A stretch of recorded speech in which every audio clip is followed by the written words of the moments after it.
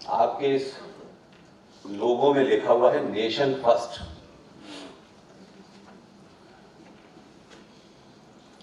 हमारे बीच में हजारों हिंदू संगठन हैं, बहुत बड़े बड़े हैं। हर गली में 2 हिंदू संगठन हैं। हम संगठन बनाते हैं, क्यों बनाते हैं मुझे समझ नहीं आया।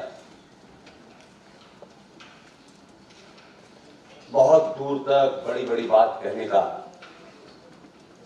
कभी भी मुझे उस किस्म का शौक नहीं रहा। मंचों पे जाओ, बड़ी बड़ी बातें करो, बड़े बड़े भाषण दो, और जो बेसिक चीज है उसको या तो जानबूझकर मत बताओ,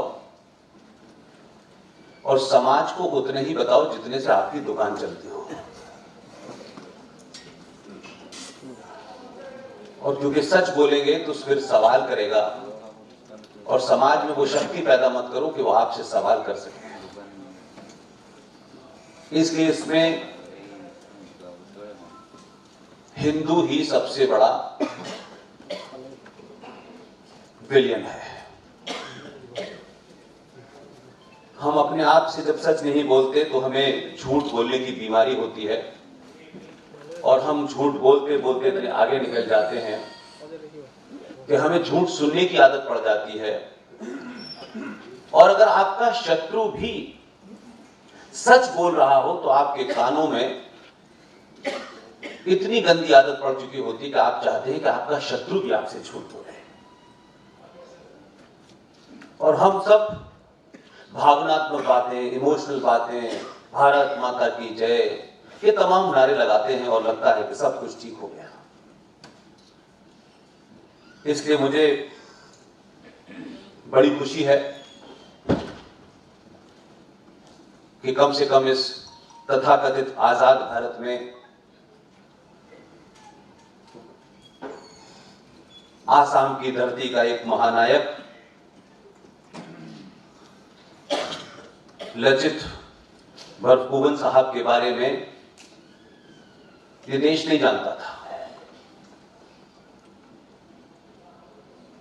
इस देश की सत्ता के शीर्ष पर बैठने वाले आदमी को पहली बार ये मौका मिला कि वो लचित बरफुकन साहब कौन थे और उन्होंने कैसे एक इस्लामिक आक्रांता जिहादी औरंगजेब को मार के भगाया था। ये देश के प्रधानमंत्री को कहने में 70 साल लगे हैं।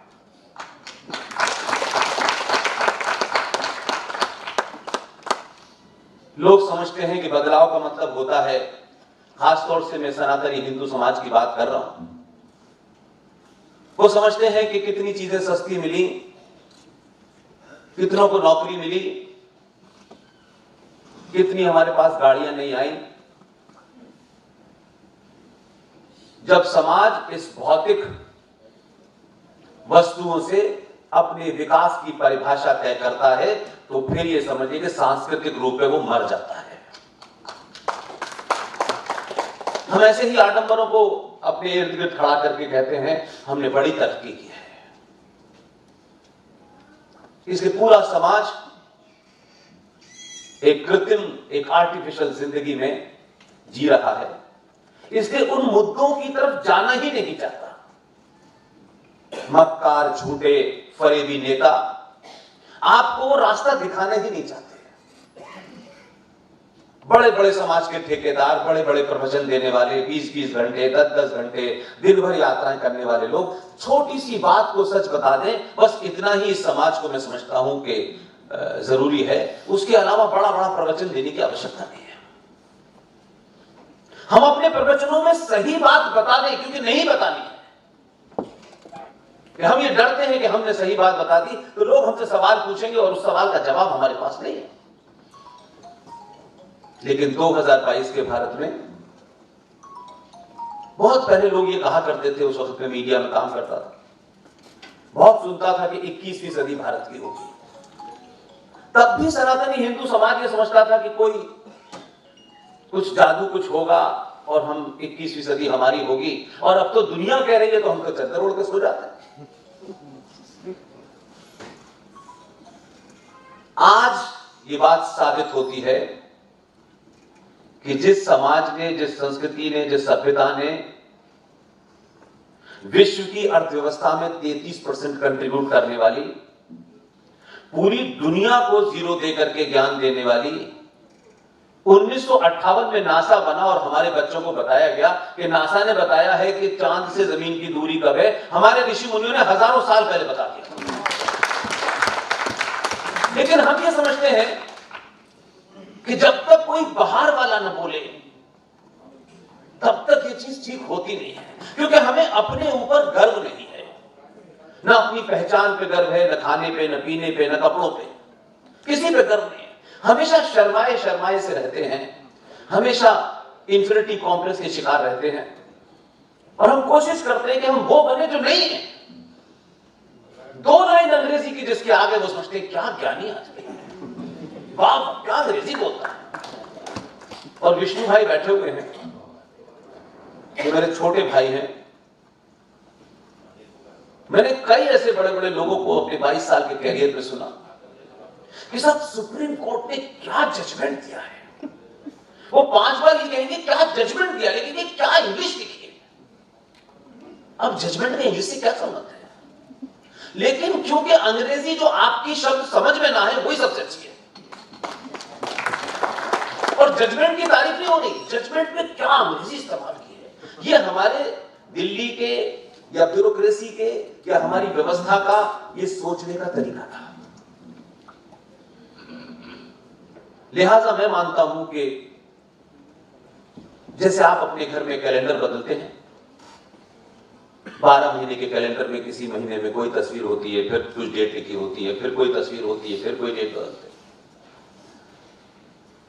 जिस दिन भारतीय सनातनी हिंदू समाज ने उस कैलेंडर पे छपने वाली तस्वीर बदली, 700 साल के बाद बदली, उसी दिन 2014 पैदा हो गया।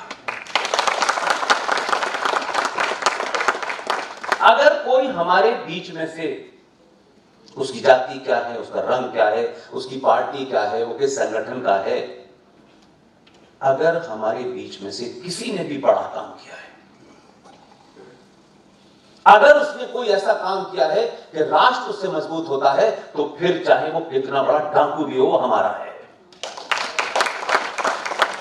ये जो फौरन हमारे समाज में एक बीमारी है कि हमारे बीच में से जरा सा कोई आदमी ने ऐसा काम किया जिससे लगा रहे नहीं, उसके साथ खड़े होने से शर्माते हैं।